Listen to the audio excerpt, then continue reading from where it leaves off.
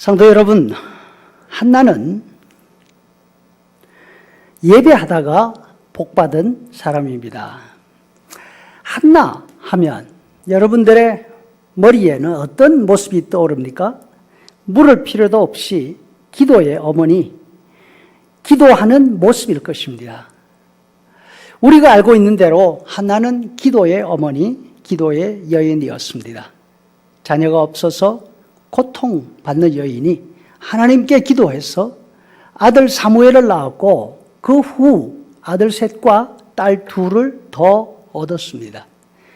사무엘을 하나님의 사역자로 드린 후 한나가 기도하며 하나님을 찬양합니다. 내 마음이 여호와로 말미암아 즐거워하며 내 뿔이 여호와로 말미암아 높아졌습니다. 전에 임신하지 못하던 자는 7을 낳았고 많은 자녀들 둔 자는 쇠약하도다. 이 시에서 한나는 7 자녀를 이야기합니다. 사실 한나는 자신은 6만 낳았잖아요.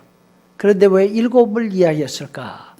혹시 아들이든 딸이든 하나 더 주실 것을 기대한 것인가? 그런 생각도 듭니다. 한나는 자신의 신세 한탄을 기도로 바꾼 사람입니다. 나의 지금까지 말한 것은, 하나님 앞에서 기도한 것은 나의 원통함과 격분함이 많기 때문입니다.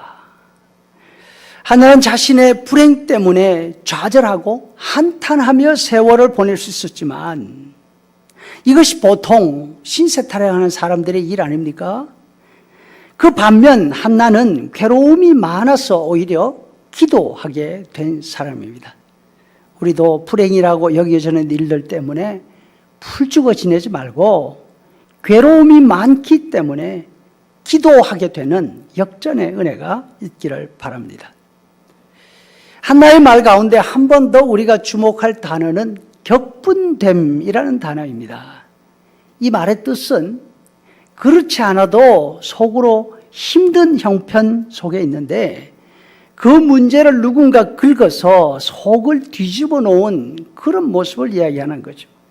한나의 속이 얼마나 뒤집어졌는지 1년에 한 번 있는 잔치상 앞에서 아무것도 먹지 못하고 울도록 만들었습니다. 누가 그렇게 했습니까? 바로 자기 남편의 2번째 아내 브닌나의 짓입니다. 한나는 자녀가 없는 반면 브닌나에게는 자녀들이 여럿 있었죠. 또 브닌나라는 이름의 뜻도 너무나 이쁩니다. 진주 혹은 산호 이런 뜻입니다. 이름으로 보아 브닌나는 어릴 때부터 예쁘고 사람들이 호감 가지는 그런 사람이었을 거라고 생각이 됩니다. 반면 한나는 호감 가는 사람이라는 뜻이니까 성격이 유한 그런 사람이었을 것입니다. 자기 외모에 자신이 있는 여인이 브닌나 말입니다. 자녀까지 여럿 있었으니까 그 콧대가 얼마나 대단했을까요? 그런데 첫 번째 부인은 성질이 유순하고 생긴 것도 좀 둥글둥글 했는지 모르겠어요. 더구나 자녀가 없었습니다. 오죽했으면 성경이 브닌나를 가르쳐서 한나를 괴롭히는 사람 혹은 한나의 원수 이렇게 표현하고 있을까요? 브닌나의 행포는 집에서 그치지 않았습니다. 1년에 한 번 온 가족이 하나님의 성막이 있는 실로에 가서 제사를 드리고 잔치를 여는데 실로에 갈 때마다 그 횡포의 정도가 훨씬 더 심해집니다. 게다가 속모르는 남편은 한나의 편을 들면서 브닌나 자신의 모든 아이들을 뒤로 제치고 자식 없는 한나를 장남 대접해 주니까 브닌나의 질투가 훨씬 더 심해지는 것이죠. 한나에게 있어서 매년 제사 잔치는 기쁨이 아니라 고통의 자리였을 것입니다. 성소에 제사하러 가는 날이 다가오면 아마도 정말로 싫은 시댁에 가는 며느리의 심정, 그것이 한나의 심정이 아니었나 생각이 됩니다.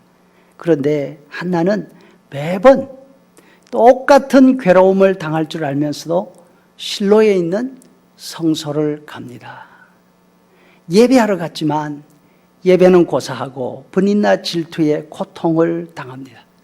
식사 자리에서 일어나서 혼자 밖으로 조용히 나갑니다. 성소에 들어가서 통곡하며 기도합니다. 그 모습이 다른 사람 눈에 비치기에는 마치 술 취한 여인이 정신을 놓고 중얼거리는 것처럼 보였습니다. 그럼에도 불구하고 한나는 성소에 가는 일, 예배하는 일을 중단하지 않습니다. 우리가 아는 기도의 어머니 한나의 기도는 편안한 가운데 시간을 정해놓고 기도하면서 기도에 집중할 수 있는 그런 환경에 있지 않았습니다. 자신이 가지고 있는 문제, 즉 자녀가 없는 문제는 사람이 해결할 수 있는 일이 아니었습니다. 그런데도 불구하고 원수처럼 괴롭히는 분나는 그 문제를 걸어서 한나를 코너로 몰아넣습니다. 자녀는 하나님이 주시는 은혜야. 나는 하나님께서 은혜 주셔서 이 자식들이 이렇게 많아. 나는 하나님의 사랑을 받는 사람이고 한나 당신은 하나님의 은혜를 못 받는 사람이야. 이렇게 억울한 소리 했을 수도 있습니다. 한나는 하나님을 상대로 하나님 왜 나를 이렇게 차별하십니까? 원망했을 수 있습니다. 그러나 하나님 앞에 나가서 제사 드리고 예배하는 일을 중단하지 않습니다. 괴롭고 힘든 상황을 맞닥뜨릴 걸 뻔히 알면서 변함없이 성소로 갑니다. 괴롭고 힘든 과정을 반복하며 예배 시간을 이어갑니다. 그러는 도중에 한나는 그 믿음이 더욱 단단해져 갑니다.